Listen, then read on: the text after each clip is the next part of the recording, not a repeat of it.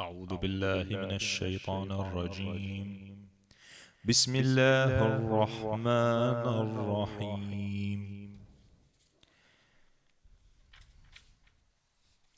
إن الله يدخل الذين آمنوا وعملوا الصالحات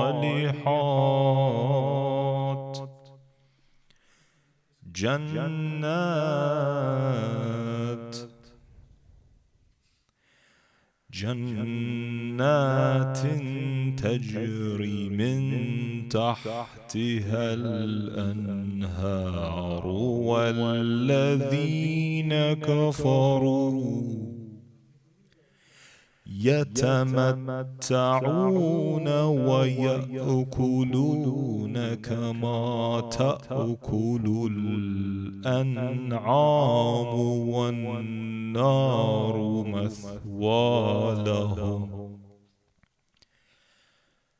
وكأي من قرية هي أشد قوة من قريتك التي أخرجتك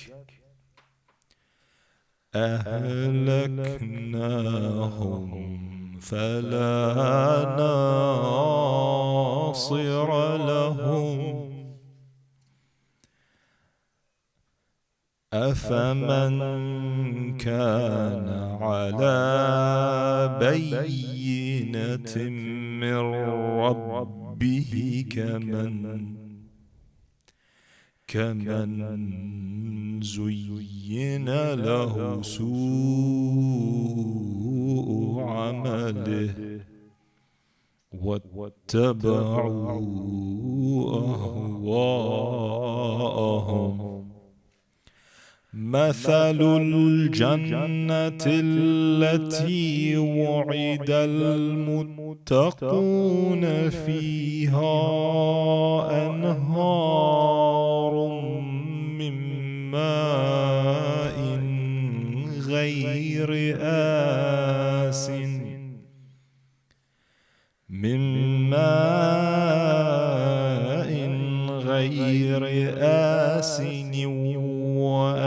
وأنهار من لبن لم يتغير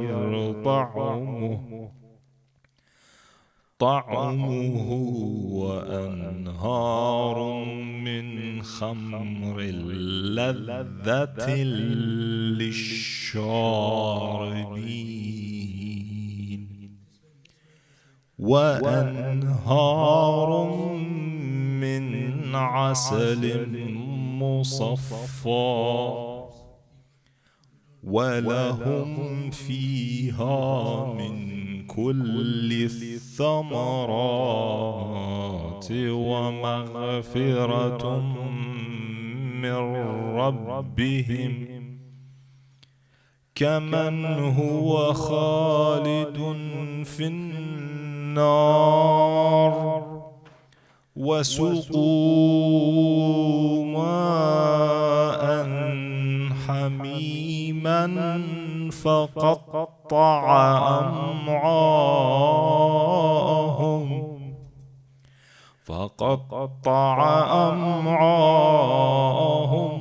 ومنهم من يستمع إليك حتى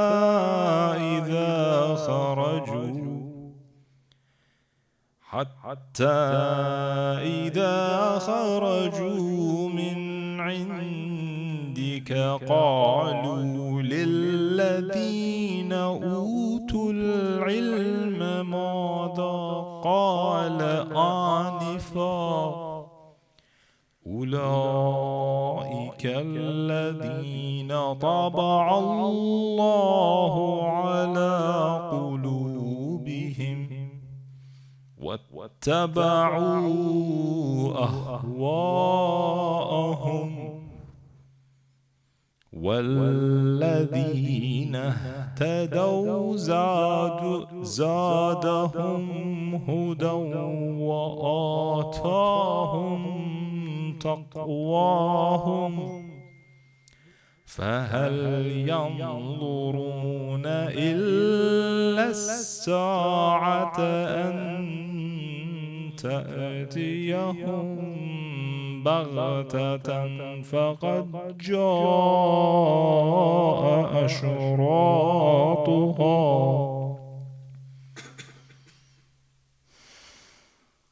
فأنى لهم إذا جاءتهم ذكراهم فاعلم أنه لا إله إلا الله واستغفر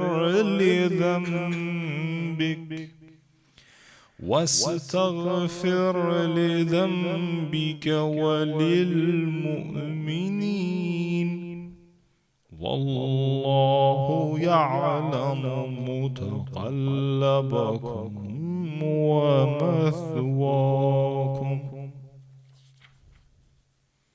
صدق الله العلي العظيم. اللهم صل على محمد وآل محمد.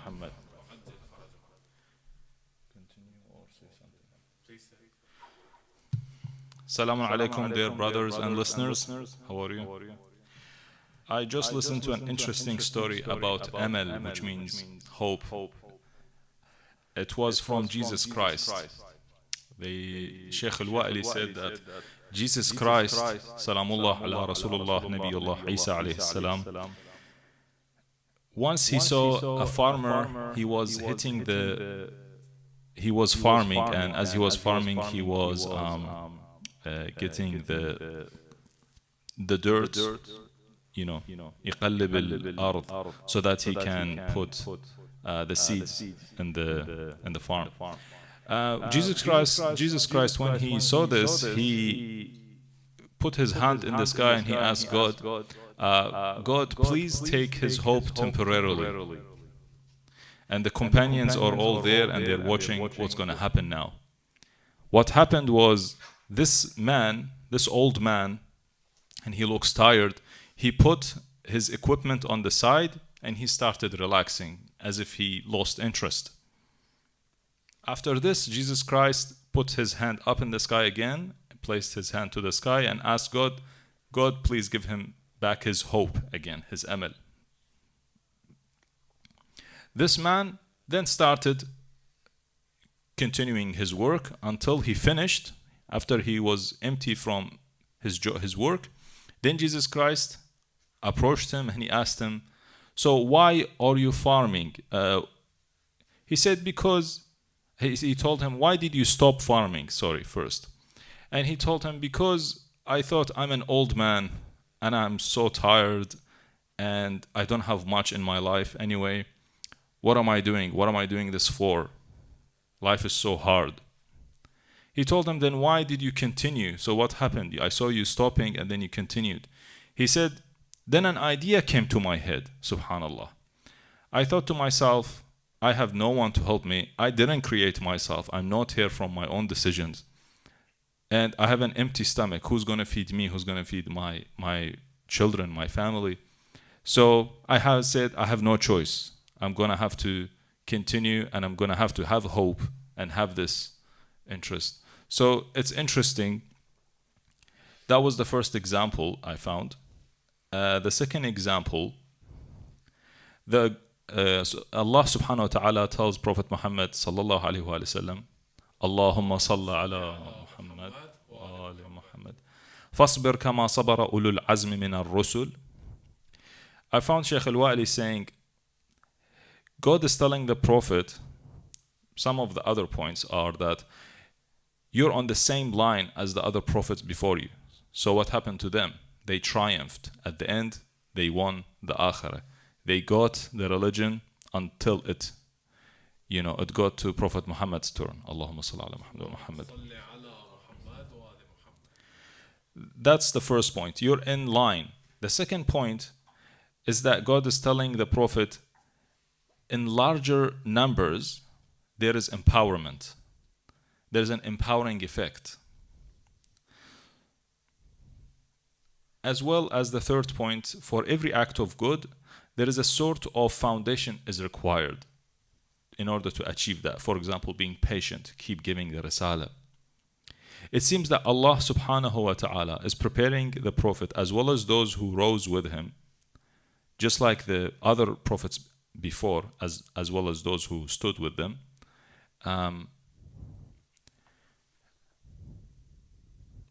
Is telling them, you're not alone. You're not just the only one. It is like this. When someone has a hardship and everyone else doesn't have a hardship around him or them, he's going to think, this is so difficult. And there's a saying, when hardship goes to everyone, it becomes easy, such as like an earthquake. So everyone is having that hardship. Whereas if someone has a hardship all by themselves, like they sleep hungry or they're not making enough to support themselves or survive, then they're going to see like, oh, everyone is having a better lifestyle than me. Then they're going to think this is much more hard. But when it goes to everyone, it seems like patience becomes easier. The foundation that we see, the first example that Sheikh gave, is like the woman which was braver than the poet. Do I have more time? Yeah, please.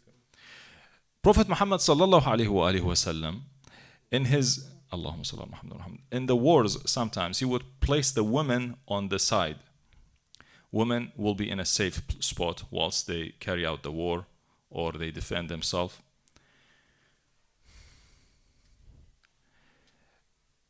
With the woman was a poet. He was just to stay as watch. In this instance, in this story, this true story, a Jewish person was coming to watch where the women are, and he was trying to go over the wall. They saw him from far, and one of the ladies said to the poet, wouldn't you go and defend us? He's going to tell the Jewish where we are, and they're going to make us their target. They're going to attack us. So go, catch that person or defend us from letting him go. The poet said, don't anything but blood. Don't let me be exposed to blood. She kept telling him, asking him, you're the only man amongst us. The poet kept saying, giving reasons, and he's just not up to it. He's not prepared. He's not there. So she had no choice but to put the hijab on, prepare herself, get the sword, which she was trying to give to the poet, and she went after him, and she was able to kill the Jew by hitting him, and he died. And then she came back and she told the poet, this person has a lot of armor on him, tools, his sword and everything. Go get it. It will be very useful for the Muslims. He said, anything but seeing a wounded person. So this person is not even prepared at all, has no foundation of preparation. There is a poet in Arabic, he says something like this translation: if you don't have the preparation, if you're not going to be using the sword to fight and defend yourself, then go make it into a beautiful thing to put it in the house as a beauty sign of antiques. So that's what you're going to do to the sword instead of protecting yourself or using it. So when it comes to patience, subhanallah, Allah subhanahu wa ta'ala is telling the Prophet, preparing the Prophet, just like the others before you, you're going to have to be patient. There's going to be a lot of people who will get lost from the pathway. That's why you're here, to guide the people as a guiding torch, guiding light. Another example would be the crowd that walk in the city, such as the Chinese crowd that defend their Chinese rights. The Ukraine people, it's very interesting, as well as the Palestinians. When they walk by the side, each group, it shakes the bystanders, the people standing on the side, as they read the signs, as they hear the chanting. The least it's going to do is going to shake them and make them think this is such a strong act. Maybe we should stand up with them, at least within us. At least they might go and search, what are these things? Find out about the story. People see that in psychosocial studies, they also found that people that see these larger numbers, they have a larger effect on the speaker, but as well as on the people. They may think, I'm in a larger group and crowd. which is very odd tonight. There is not such a large number of listeners. And I would really love to thank you for listening. And Salamullah ala Imam al-Mahdi tonight was her, she died in a night like this. Salamullah ala Imam al-Mahdi wa ala Imam al-Mahdi. Allahumma salli ala Muhammad wa ali Muhammad.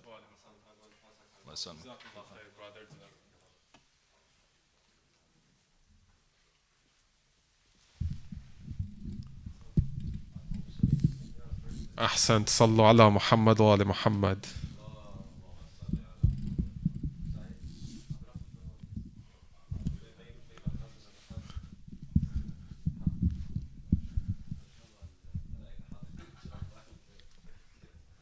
أعوذ بالله من الشيطان الرجيم. بسم الله الرحمن الرحيم. الحمد لله رب العالمين والصلاة والسلام على سيدنا محمد وآله الطيبين الطاهرين. In the name of Allah, the most gracious, the most merciful. Assalamu alaikum jami'an wa rahmatullahi wa barakatuh. Inshallah, I'll keep this very brief and then we move on to our dear and beloved Hajj Mustafa to deliver the main lecture. Of course, tonight is about preserving hope. Now, Brother Saeed made a very interesting point. The crowd or the lack of a crowd tonight. You know, if you use that example, you know, people in these positions when they experience what they consider a setback, you know, oftentimes they give up and they just don't bother pursuing their dreams or ambitions. This happens all of the time. You know, and we've been doing this for the last, I think, 3 years. Al-Qadamiyya, 3 years, you know.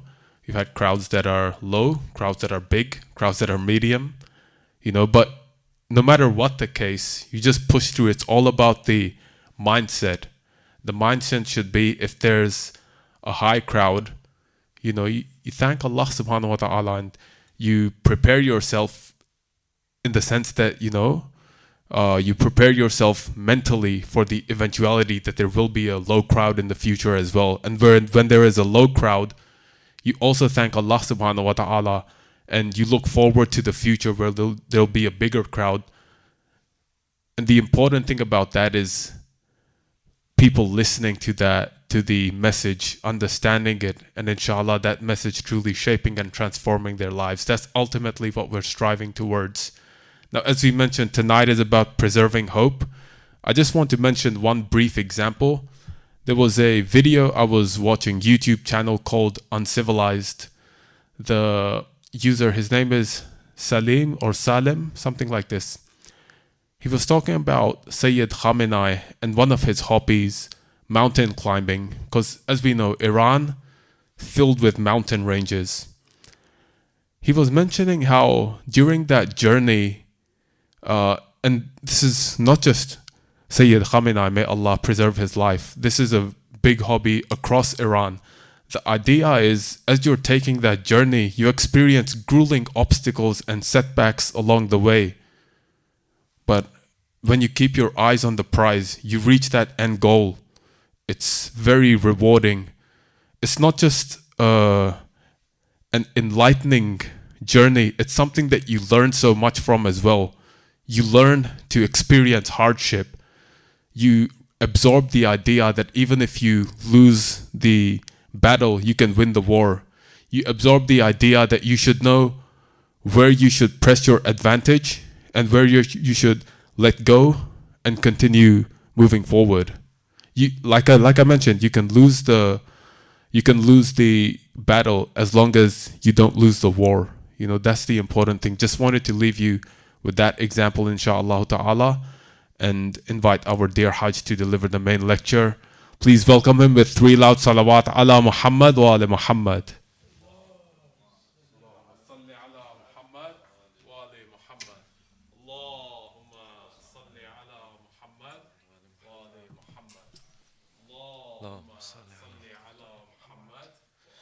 وعجل فرجهم عن عدوهم يا كريم. أحسنتم. رحم الله من أعاد الصلاة على محمد وآل محمد.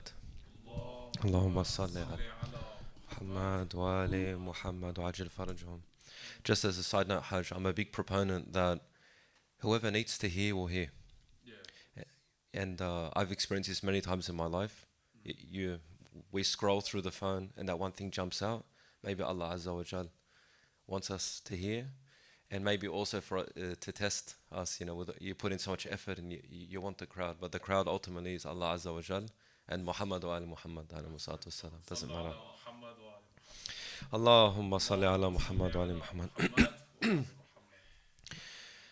أعوذ بالله من الشيطان اللعين الرجيم. بسم الله الرحمن الرحيم. وصلى الله على سيدنا محمد وعلى آله الطيبين الطاهرين المعصومين المكرمين. أما بعد. قال الله جل وعلا في كتابه المجيد. بسم الله الرحمن الرحيم. ولا تهنوا في ابتغاء القوم إن تكونوا تألمون فإنهم يألمون كما تألمون وترجون من الله ما لا يرجون. صدق الله العلي العظيم. Allah Azza wa Jal in Surah An-Nisa, Ayah 104, He says to the believers, do not be disheartened, weak-hearted in pursuing the enemy. The context is in battle. The battle of Uhud, where the believers suffered a shattering defeat.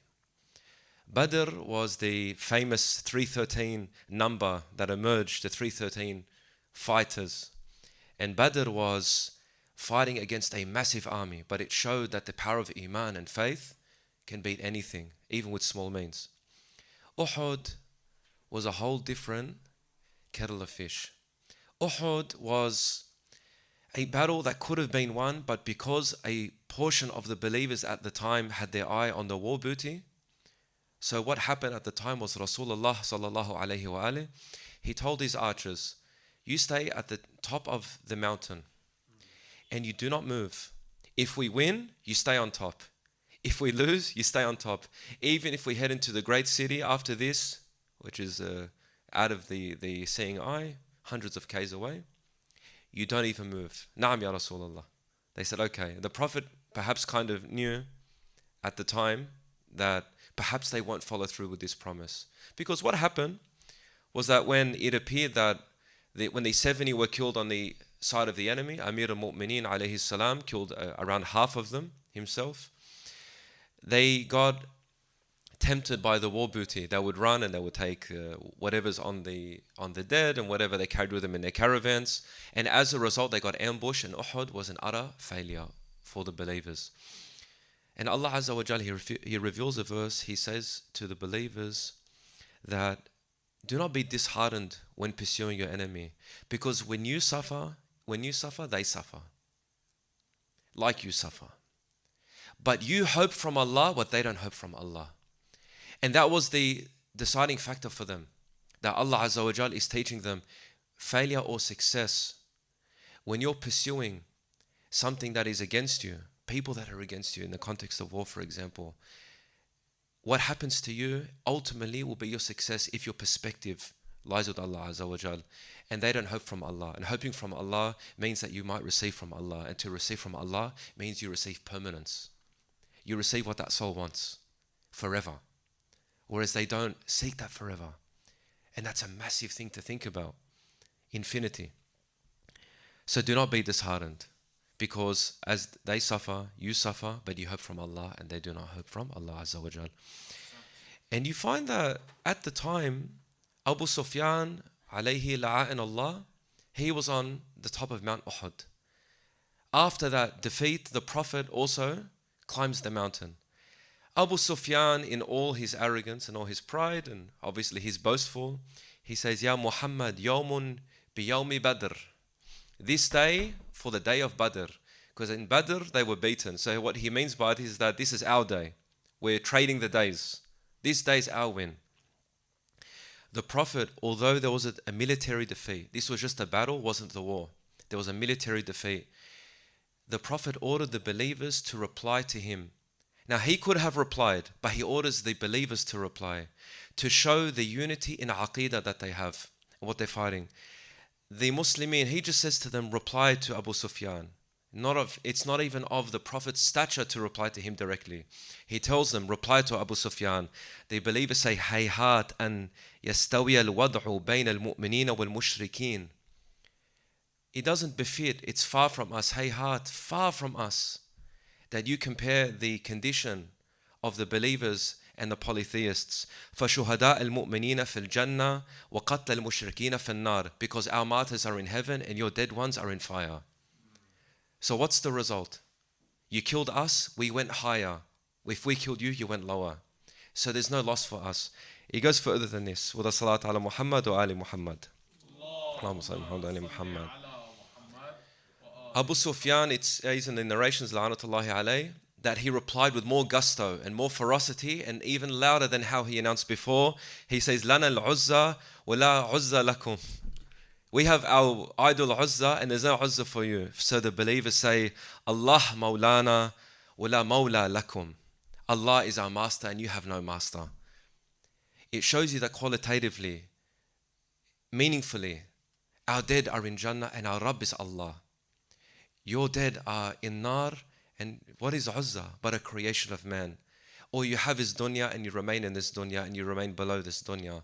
But because of what our iman pushes us towards, and He keeps our hope in Allah Azza wa Jal, that is the truthful hope. We have a lot of hope. Some people are hopeful in this world without Allah Azza wa Jal. But I want to illustrate tonight, this isn't a real hope. Because real hope has a guaranteed result. When you don't have a guaranteed result from your hope, they call it a false hope. So inshallah we'll continue with a salat ala Muhammad wa ali Muhammad. Thank you. Shukran. Hope is a feeling, thank you, an expectation or desire of an outcome. You expect something to happen. This is a hope. The other side, pessimism, or to be pessimistic, is to say that no good can come of this world. There are people that are pessimistic, that only evil will prevail. They say, look at history, look at all the battles between the great nations. It was only the people that were the most evil in their nature, they're the ones who were successful ultimately. And one might argue, let's talk about success. What do you mean by success? They obtained part of the world for a portion of time?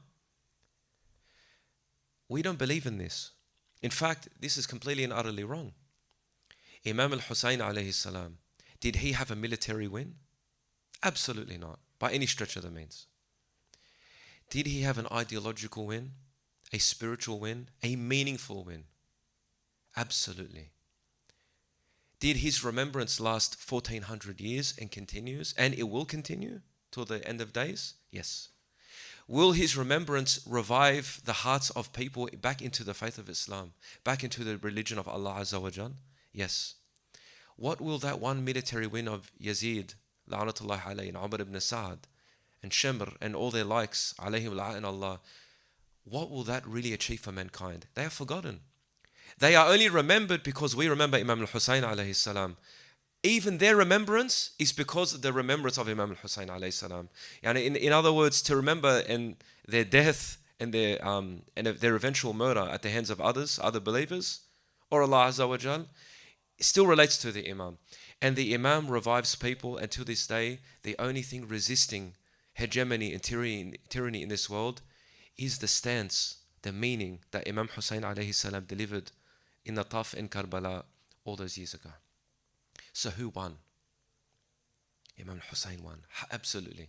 We have to define what it means though, to be successful, to be hopeful in the future, what a real win actually means. Because when we understand what a real win is, we don't lose hope, because our hope is with the one that does not end. If you put your hope in something that's going to end with your life, then that hope is very short. That's a short-lived hope. But if your hope is with Allah, وَيَرْجُونَ وَتَرْجُونَ مِنَ اللَّهِ مَا لَا يَرْجُونَ. You hope in Allah what they don't.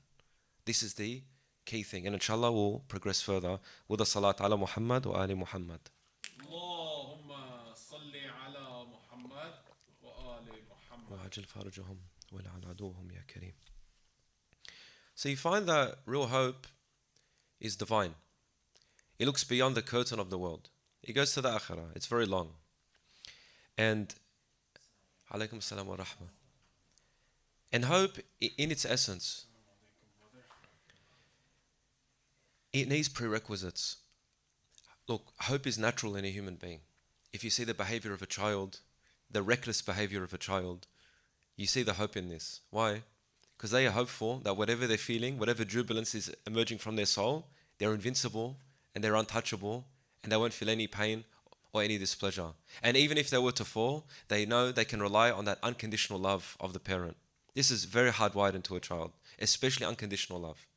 They feel no judgment. This is why that children, according to one body of research, are 800% worse with their mothers than their fathers. Why? Because they know how unconditional the mother's love is. The father has a shorter fuse, we'll say this, due to the variety of reasons, its biological differences, things like that. Women by nature, as our religion confirms, are more merciful. In their nature, Allah Azza wa Jal, even their womb is called a rahim. Or rahma is from the word rahim, which means womb. In other words, the creation of life is actually a reference, or the mercy of God is a reference to creation of life, which exists in the mother. The mother is merciful, and therefore the child identifies this without consciously thinking.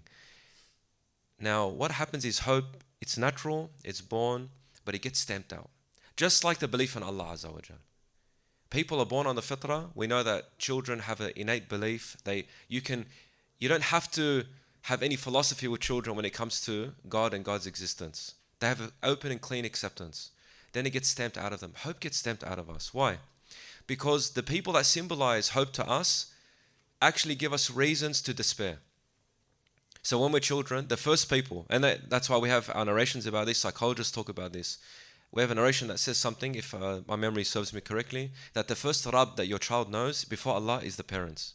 So make sure that you keep your promises. Now, when we don't keep our promises to our children, or we give them false promises, what happens? It breaks their hope. It breaks them. And of course, it's not to trash on the parents here. I'm a parent myself, and I'm guilty of this myself. But it's just a gentle reminder to myself first and foremost. That's what happens. Now, we've all been children before. We've all had our parents do something similar. So as we grow up into adulthood, we have to actually reverse engineer what happened and then find our feet again. Depending how far back that started, maybe that trauma started, for example. Inshallah, after if we can, please, if you don't mind. Sorry, afwan. Wa da salat ala Muhammad wa ali Muhammad. Allahumma salli ala Muhammad wa ali Muhammad. And inshallah, perhaps the answers in the rest of it, inshallah. Inshallah, Habib. Inshallah, I'll be at your service, inshallah. But hope is contingent on an environment that allows for hope. Now, also, hope is contingent on a steady record of success, or at least overcoming your obstacles. Now, I asked my dear cousin before I jumped on what hope is to him, and he said, well, I've had all this track record of successes, so my tomorrow is very hopeful. Because I expect that yesterday, and this track record of yesterday, will equal my tomorrow. So there's like a transaction with the future. Allah Azza wa Jal, He's given us this beautiful gift of hope. In one Arabic word is amal, but in the hadith you'll find that it's ar-raja. That's why when we say in the ayah, وَتَرْجُونَ مِنَ اللَّهِ, tarjoon, as in that you are hopeful, it's from raja. That hope in Allah Azza wa Jal means that we have a relationship with Allah. That history of successes that you've had, Allah allowed for that. That day you had that intention in your heart, Allah gave it the tick and He allowed it to happen. This is the mashiyah of Allah Azza wa Jal. And sometimes He doesn't allow things to happen. Now, as a believer, this is the interesting condition of the believer. This is why the hope of the believer, subhanAllah, it goes beyond this world. Because when they hope for a thing and it happens, they thank Allah. When they hope for a thing and it doesn't happen, they say, Allah knows best. Allah has a bigger plan for me. Allah has told me as a believing person, a believer in Muhammad wa ali Muhammad alayhi salatu wasalam ajma'in, that He has a very special, specific purpose for us. And that specific purpose gives me high hope. So now we see another component to hope. Not only is it a track record, not only is it that interaction with Allah that He's given you, He's allowed so many great things to happen. Even when He prevents you from things, when you move forward in your life, you start developing a deeper relationship. You start seeing the wisdom of a parent. That you were about to make a very big life decision and he didn't allow it to happen. And it really hurt at the time. It just didn't happen. And you wander in the desert for 8 to 10 years wondering, I shouldn't have done this, I should have done that. And then you find yourself in this result because you kept your hope with Allah. You said, you know what, Allah, I'm going to be so patient. I trust in you because I have a history with you. So hope, when we say doesn't live in a vacuum, that means that there is history you have to look at. There is also reflection you have to have. And you have to have a level of trust, because hope, the natural result of hope in someone is trusting them. So the real hope is the hope in Allah Azza wa Jal. And Amir al-Mu'mineen alayhi salam, he says that do not hope in anyone but Allah. Because when you hope in other than Allah, then that is your failure. So ultimately success is hope in Allah Azza wa Jal. This is the ultimate hope. So you find when people lose hope, what happens? This is the sad thing. When people suicide, what is that? That's the utter loss of hope. Before suicide, before the person ends their life, the first death they experience is the death of their hope. That they see no goodness in the world. It's a very serious condition. And people that suicide, really, your heart has to go out to them and their families. Because you feel that if they had Allah Azza wa Jal in their life, that this wouldn't happen. Truly. Now, but believing people that are Muslim, for example, they're muwaleen, they go through these bouts of depression, despair. We go through these emotions. So when they hear this on the minbar, what happens? They think to themselves, perhaps, are you saying I don't have any belief in God? We all have levels of belief in Allah Azza wa Jal. But there is a high level that I encourage myself and everyone to go through. What's this high level? There is a mental understanding of Allah, and there is an interaction, spiritual interaction with Allah Azza wa Jal. Acknowledging Allah is here, Allah has taught me this, I remember the ayat of the Quran al-Kareem, I remember the hadith, I know that God ultimately has a plan for me. That gives you some tolerance in the world, that's fine. But at some point, you get to this level with God, you're so in love, you interact so much with your dua, with your salah, you stay away from haram, you really watch your haram, because your haram, Imam Sadiq alayhi salam, he says whenever you're feeling depressed or down, do istighfar. Why? Because the natural result of sinful acts, that sometimes we don't notice, actually creates sadness in the heart. That's why when we do the ziyarah of Imam al-Husayn alayhi salam, we say, we bear witness that you lived happily. We bear witness, Ya Imam al-Husayn, you were happy, you were sa'id. Why? Because his heart was full of love of Allah Azza wa Jal.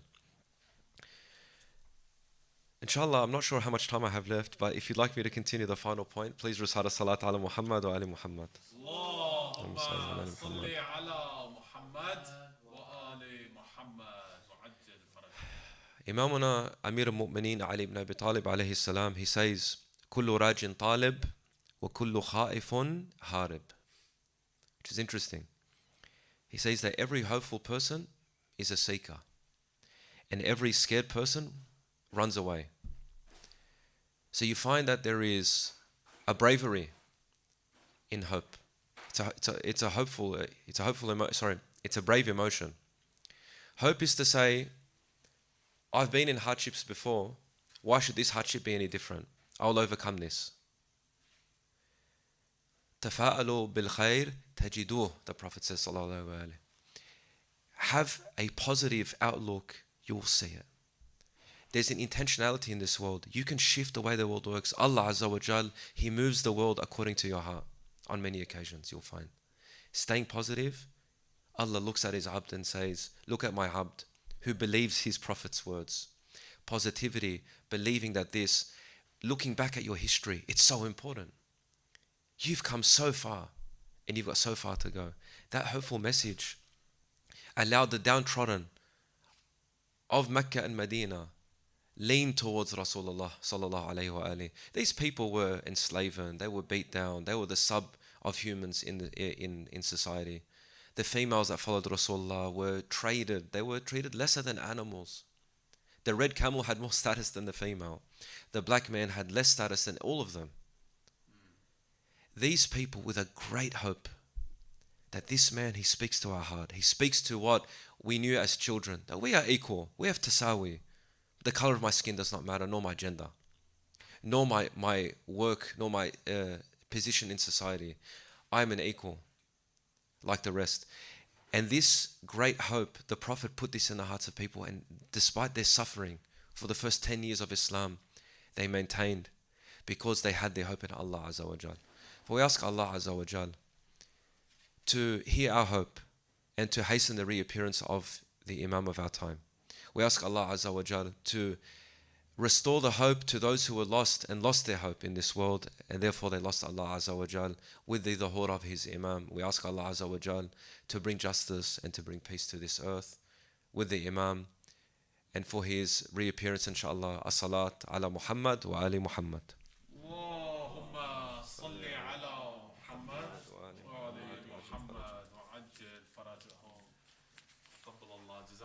عليكم إن شاء الله أحسن الله إليكم إن شاء الله مشكورين إن شاء الله.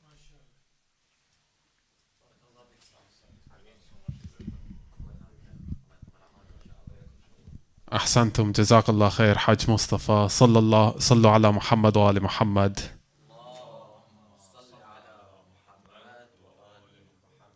Truly profound and incredible examples of Imam al-Hussein alayhi salatu wassalam, and several others across that lecture. Jazakallah khair Hajj, and none more so than the Holy Prophet Muhammad sallallahu alayhi wa alihi wasallam. Peace and blessings be upon him. One can only imagine the suffering that he had to go through. And this is one of the great proofs of the religion of Islam. Anyone with a rational, logical, or objective mind in this world, they would imagine that someone in that position, being persecuted, starved, being flogged, being humiliated for 10 to 13 years in Mecca, when before he had a very prestigious position in that society, going through all of these hardships, one would imagine they would just give up immediately, especially when there are offers made. You know, if you seize your mission of Islam, we'll give you X, Y, and Z. We'll give you keys to the Kaaba. We'll give you leadership over us, etc., etc. But the Holy Prophet's hope was in something different. As our dear Hajj mentioned, hope does not end with this dunya. And had that been the mindset of someone in that position, of course they would have given up. But the Holy Prophet's hope was something much different. Peace and blessings be upon him. So, Jazakallah khair, truly amazing. And inshallah, I pray it moves all of us, and inshallah shapes our mindsets. Inshallah, with that, I'd like to ask our dear and beloved brother Mullah Mustafa Al-Madhaji to recite Latmiya for tonight's program. Please welcome him with the salawat ala Muhammad wa ali Muhammad.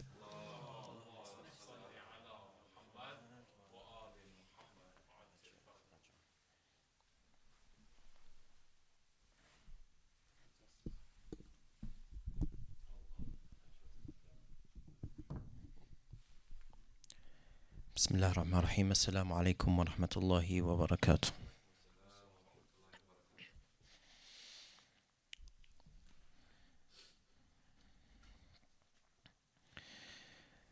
Before I start, let's all prepare our hearts and send our salam to Imam صاحب العصر والزمان الإمام المهدي عجل الله تعالى فرجه الشريف.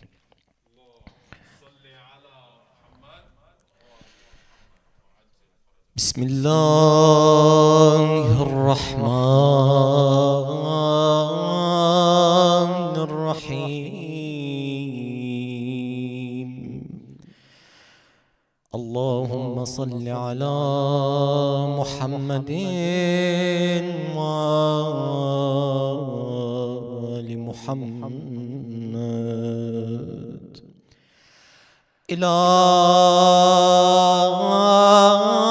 إلهي عظم البلاء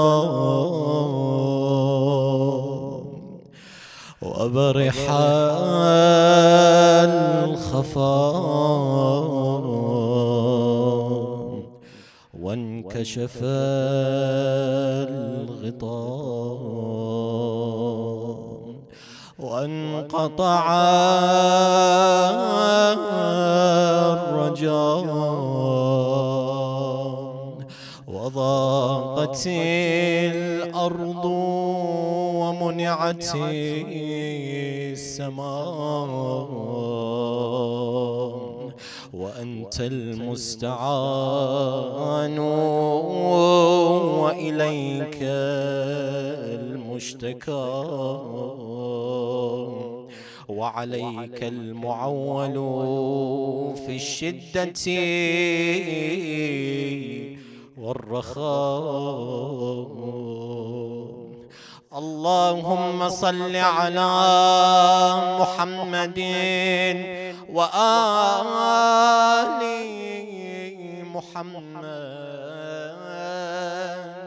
أولي الأمر الذين فرضت علينا طاعتهم وعرفتنا بذلك منزلتهم ففرج عنا بحقهم فرجا عاجلا قريبا كلمح البصر أو هو أقرب. Together in one loud voice, يا محمد يا علي يا علي اكفياني فإنكما كافيان وانصراني فإنكما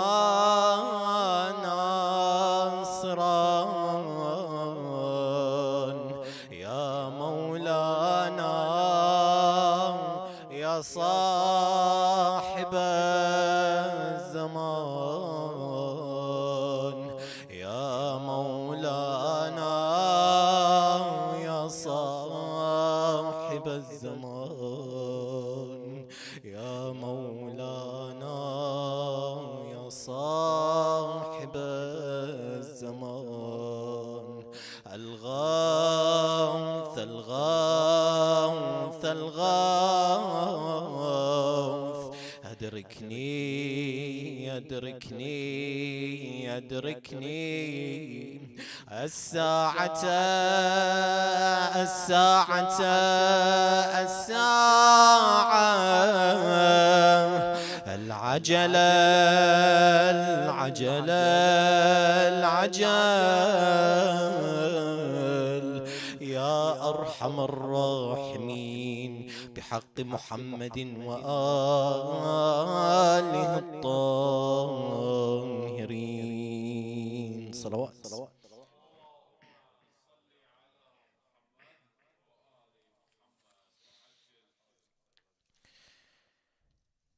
نعم, this night is dedicated to ذلك الصادق وابن الصادقين الإمام جعفر الصادق عليه السلام. سلام يا رئيس الحب لك سلام عن بعد بس روحي لا قريبة مزار بروحي الصادق إلك مزار وعلى قلبي قبتك مهيبة.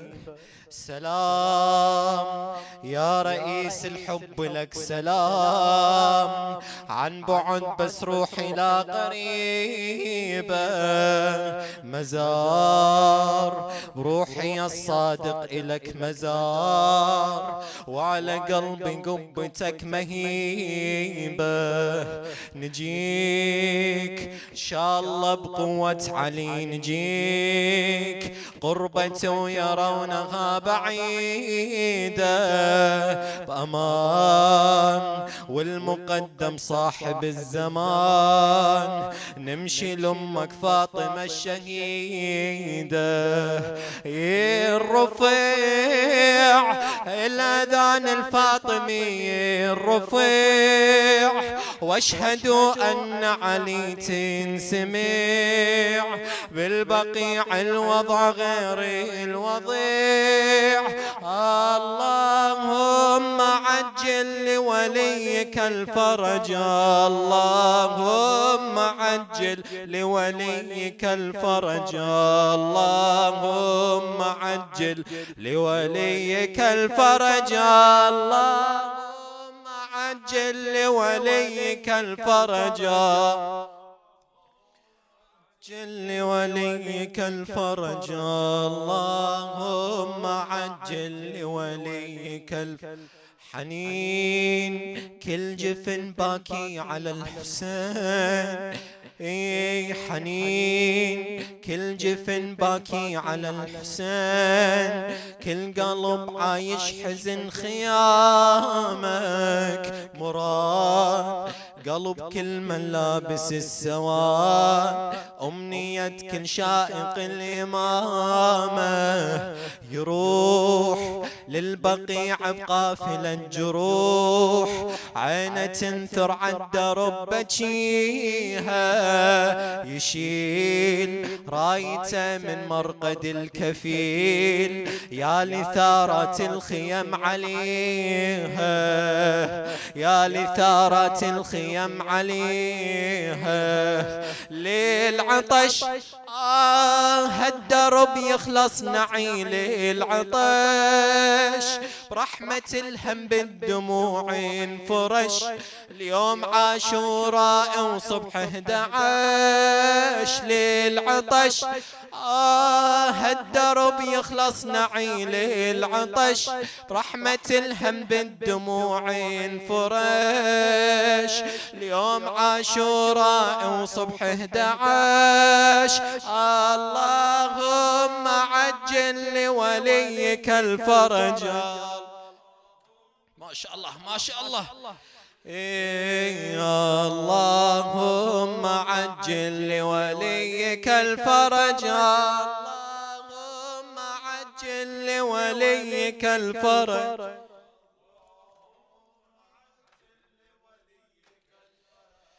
اللهم عجل لوليك الفرج. إلهي باسمك العظيم الأعظم الأعز الأجل الأكرم يا الله، إلهي بالصادق عليه السلام، تقبل منا ومن الجميع هذا القليل بأحسن قبولك يا الله، اقضي حوائجنا يا الله، إلهي وفقنا لما تحب وترضى عنا يا الله، بمريض كربلاء زين العابدين عافي وشافي جميع المرضى، على خصم من أوصاني وأوصاكم بالدعاء يا الله، إلهي بفاطمة وأبيها وبعنها وبنيها والسر المستودع فيها يا الله، عجل لوليك الفرج وسهل له المخرج. إلى أرواح المؤمنين والمؤمنات أموات الحاضرين جميعا، رحم الله من يقرأ الفاتحة مع الصلوات.